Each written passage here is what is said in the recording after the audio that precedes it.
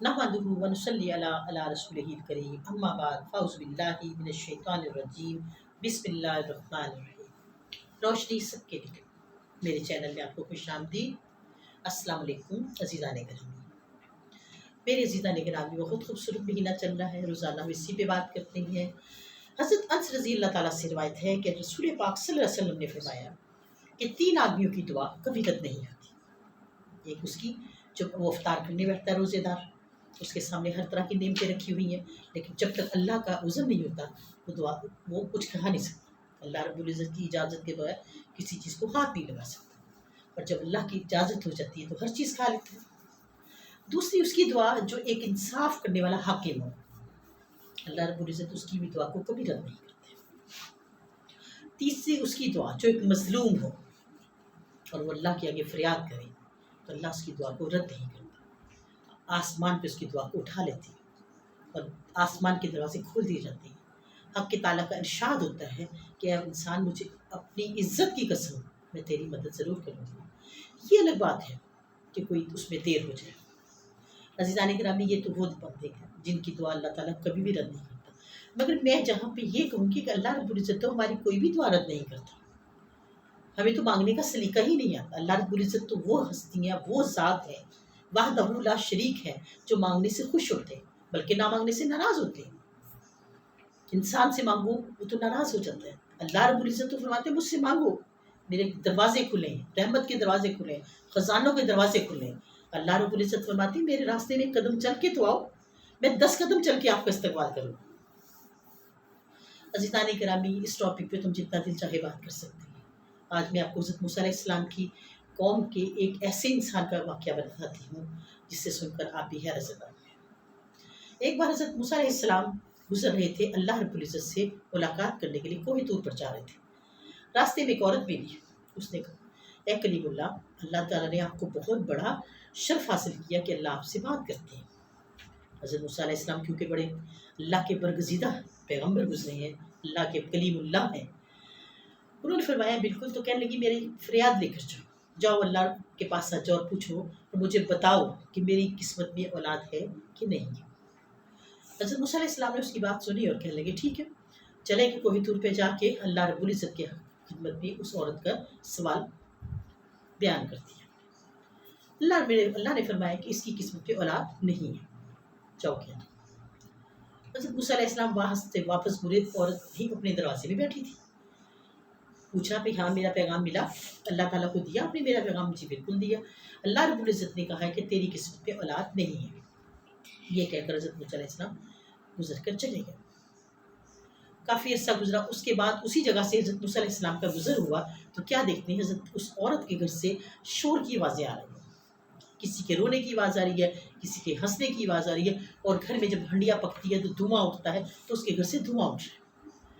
मूसा अलैहिस्सलाम बड़े हैरान हुए कि मैं जब कभी इधर से गुजरता था तो यहाँ तो ऐसा कभी मैंने रौनक नहीं देखी थी, बेरौनकी होती थी, आज क्या मसला है।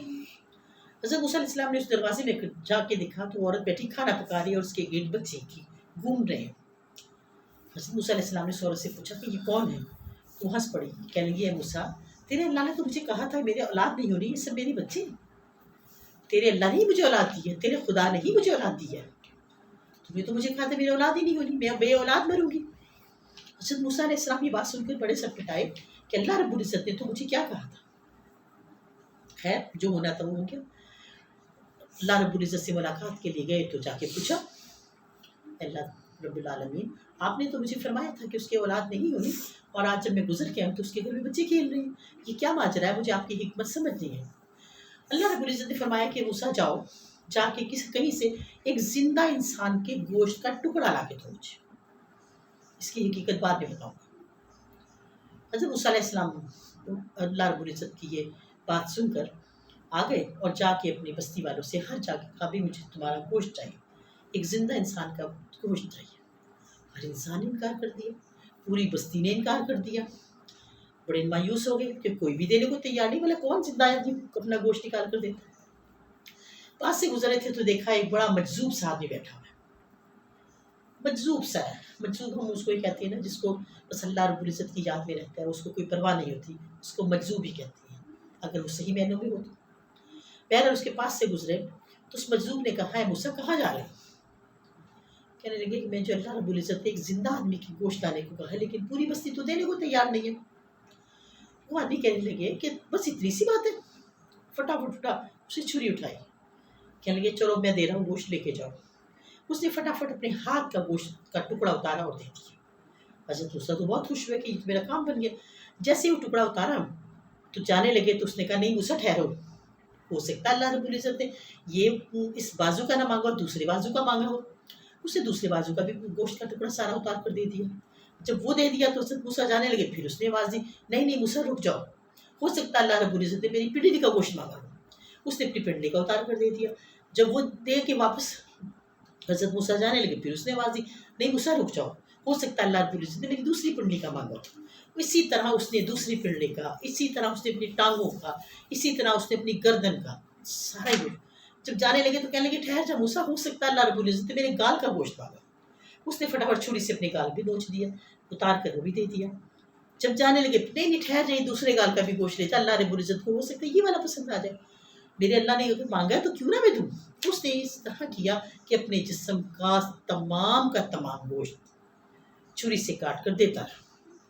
حضرت موسیٰ علیہ السلام کے پاس بہت سارا اس کا گوشت جمع ہوا، اس کے جسم میں صرف ہڈیاں ہی رہ گئی اور وہ خوش ہونے لگ گیا، کہنے لگا موسیٰ اب تو کہیں بھی میرے جسم میں گوشت نہیں رہا، اب مجھے لگتا ہے اللہ رب العزت کو اس میں سے کوئی کا حصہ پسند آ جائے گا۔ میں تو آج بڑا خوش ہوں کہ میرے اللہ نے مجھے آج اس کام کے لیے پیدا کیا، میں بہت خوش ہوں، جاؤ جا کے اللہ کو دو۔ حضرت موسیٰ علیہ السلام بہت خوش ہوئے، اس تمام گٹھڑی اٹھائی گوشت کی اور چل پڑے۔ جب کوہ طور پہ پہنچے، بنا میرے رب کو کیا گوشت تھے، کیا چیزوں سے، اللہ ان سب چیزوں سے پاک ہے، اللہ الصمد ہے۔ کتنی خوبصورت سورہ اخلاص ہے، قل واللہ احد اللہ الصمد، اللہ تو اللہ الصمد، اللہ بے نیاز ہے، ان چیزوں سے مبرہ ہے۔ بہرحال جب حضرت موسیٰ علیہ السلام گوشت لے کر پہنچے تو اللہ رب العزت نے فرمایا کہ موسیٰ گوشت لیا؟ جی لیا۔ کہنے لگے پوری بستی میں آپ گھوم کر آئے، کسی نے آپ کو گوشت نہ دیا؟ بالکل ایسے ہی ہے۔ فرمایا کہ جس آدمی نے، جس عاشق نے، میرے عاشق نے اپنے جسم پہ کوئی حصہ گوشت کا چھوڑا ہی نہیں، اور اس نے یہ بھی اللہ کو ہو سکتا پسند آ جائے، یہ بھی پسند آ جائے، ادھر سے اتار دیا ادھر سے اتار، انہوں نے پورے جسم کا گوشت آپ کو دے دیا، تو کیا میں اس کی دعا کو رد کرتا؟ حضرت موسیٰ علیہ السلام نے کہ ماجرا کیا ہے؟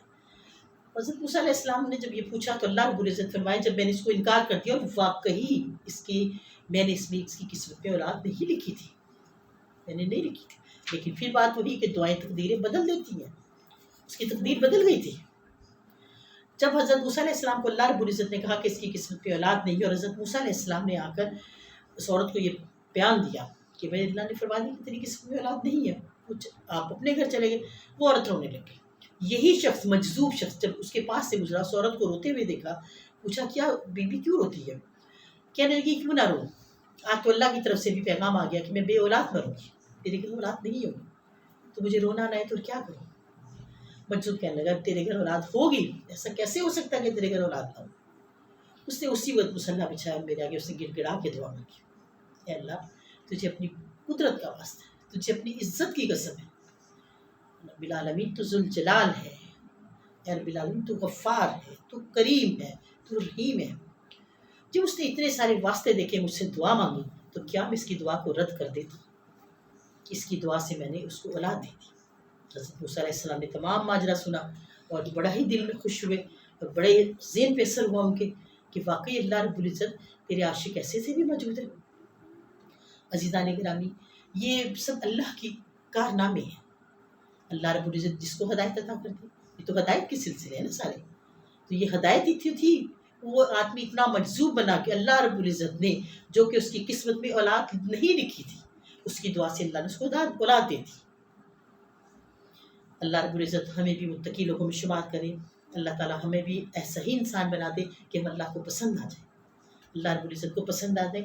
عزیزان گرامی، میری آج کی ویڈیو اور آج کا واقعہ اتنی ہی تھا، انشاءاللہ نئی ویڈیو میں پھر اور نئی واقعے کے ساتھ آپ کے پاس آؤں گی۔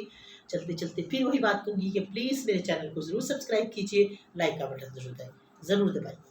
انشاءاللہ پھر ملاقات ہوگی، فی امان۔